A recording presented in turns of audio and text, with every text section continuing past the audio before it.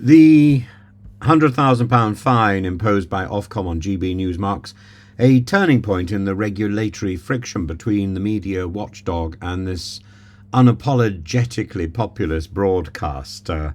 This channel. The fine was handed down after an hour-long programme entitled People's Forum. The Prime Minister saw the then Prime Minister Rishi Sunak take largely uncontested questions from the public.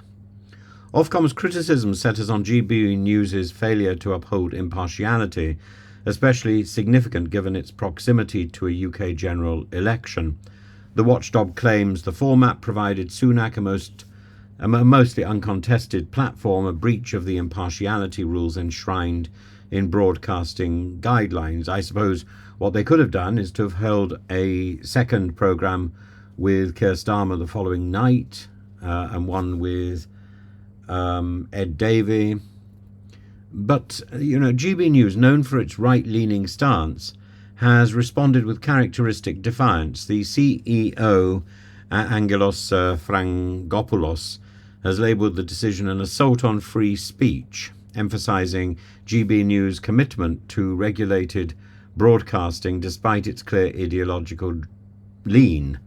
And this pushback is unsurprising, given the fine follows 12 prior breaches and 6 ongoing investigations, creating a fraught relationship between the channel and the erstwhile rather pathetic regulator. Adding fuel to the situation, GBNews' legal challenge against Ofcom remains pending, with an argument rooted in freedom of speech and public interest. Frangopoulos claims that unfair sanctions undermine journalistic integrity. Notably, Ofcom is delaying enforcement of the fine until this judicial review concludes, allowing GBNews to continue its operations under intensified scrutiny.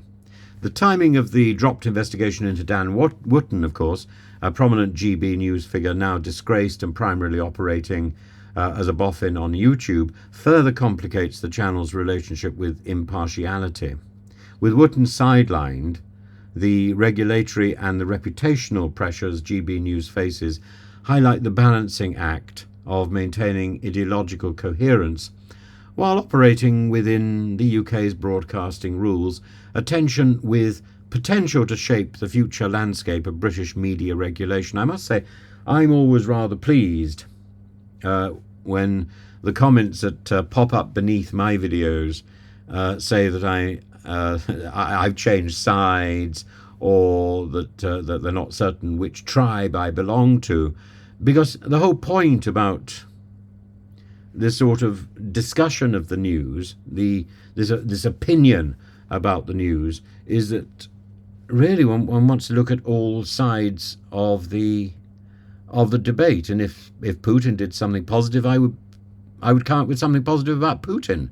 I can't imagine Putin could do anything positive at the moment other than sort of apply himself as some sort of quick grow fertilizer for the local crop of tulips. As we know, he's in a Smeg fridge propping up the Smedley HP frozen peas, and probably indistinguishable now after so much time in that fridge from the frozen peas. But time will tell, or the smell will out.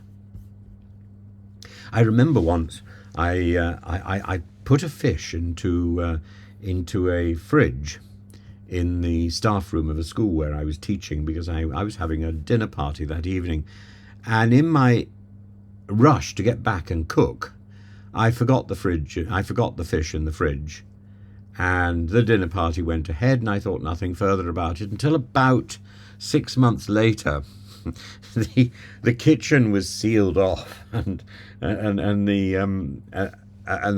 the cleaning staff had been called in and were very worried, because apparently the fridge had a uncontrollable, a